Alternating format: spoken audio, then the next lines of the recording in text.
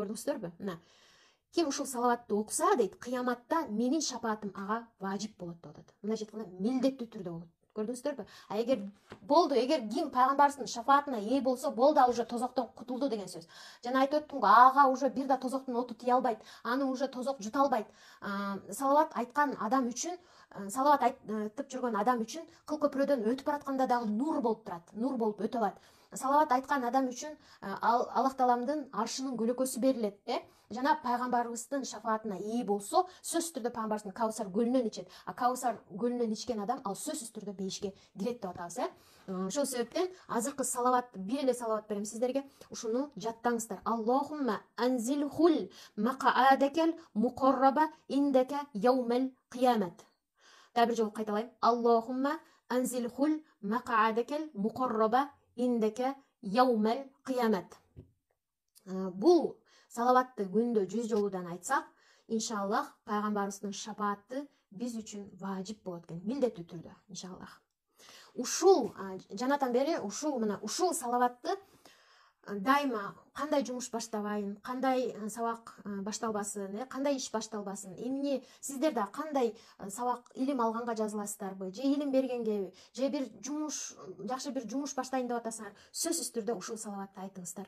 Сөзсүз түрдө ушул салаватты айтыңыздар. Хасбуналлаху ва ни'мал вакил деген дуаны айтыңыздар. Буну көпчүлүгүңүздөр мүмкүн билесиздер, билбеген кыздар жазып алыңыздар. Хасбуналлаху ва ни'мал вакил. Аллах мага жетиштүү деп атабыз. Эгер биз чындыгында таваккалту аляллах кыла турган болсок, таваккалту аляллах деген бардык нерсени Аллах Таалам бүтүрүп берүүчү, жана мен күткөндөн да эң жакшы кылып бүтүрүп берет деген жүрөгүбүздө ошол эме болуш керек, сөзсүз түрдө. Ошол хасбуналлаху ва ни'мал вакил деген бул Аллах Таала мага жетиштүү деп атабыз. Аллах Таала менин ар бир ишимде Аллах Таалам өзү жетиштүү, жана ал эң мыкты коргоочу деп атабыз. Көрдүңүздөрбү? Ошол себептен ушул дуаны да айтыңыздар. Ушул дуаны сөзсүз айтыңыздар. Робби шрохли содри деген дуаны көп айтып атпаймынбы ар бир эме эфирге? Илим алып аткан кыздар сөзсүз ушу робби шрохлиди, робби зидни илман нафиянды айтыңыздар. Аллахума ифтахли абуаба рахматик дегенди айтыңыздар. Ар бир ишти баштап атканда, ар бир илимди баштап атканда, ар бир нерсени бүтүп атканда дагы ушуларды айткылаңыз. Аллах Таалага шүкүрчүлүк кылып, Аллахума ифтахли абуаба рахматик деген биз Аллах Таалам Аллахым бардык рахмат эшигинди ачып бер деп атабыз. Бардык, мейли ал илим жагынан болобу, мейли ал ырыскы жагынан болобу, мейли ал дүнүйө жагынан болобу, бизнес жагынан болобу. Себеби биз дагы жумушту кылып атабыз. Ушул ойлобогула, мисалы сиздер аялдар жумушту кылып атам, эркектер деле жумушту кылып атканда ошол бала чаканы кылайын деп кылып атабыз да, даже жөнөкөй тамакты жасап атканда дагы ошон үчүн, даже жөнөкөй күйөөңөрдүн кийимин жууп атканда да, балдарыңардын кийимин жууп атканда дагы бул жөн эмес экен. Ошон үчүн сооп жазылат экен. Балдарыма ырыскы табайын деп иштеп атканда ошон үчүн да сооп жазылат экен. Көрдүңүздөрбү? Эми ошол любой ишти баштап атканда Аллахума ифтахли абуаба рахматик. Мына азыр 5-чисин айтып атам, ошондой эле тобо кылуу дубасын дагы сөзсүз түрдө айтыңыздар. Ушул дуалардын бардыгын жазып алыңыздар өзүңүздөргө. Салаватты сөзсүз айтыңыздар. Салават бул бизди любой балчыктан чыгарат. Бул дүйнөнүн любой балчыгынан чыгарат.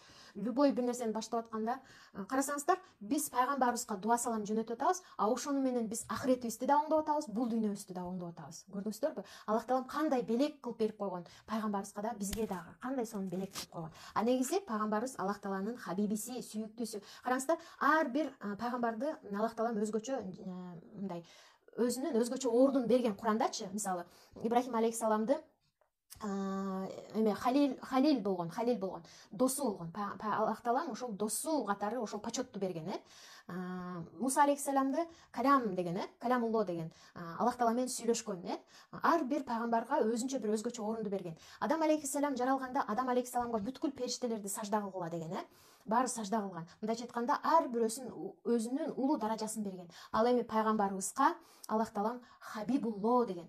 Аллах Таалам өзүнүн эң сүйүктүүсү. Караңыздарчы. Ошол себептен бул дүйнө жаралбайт эле пайгамбарыбыз үчүн жаралган.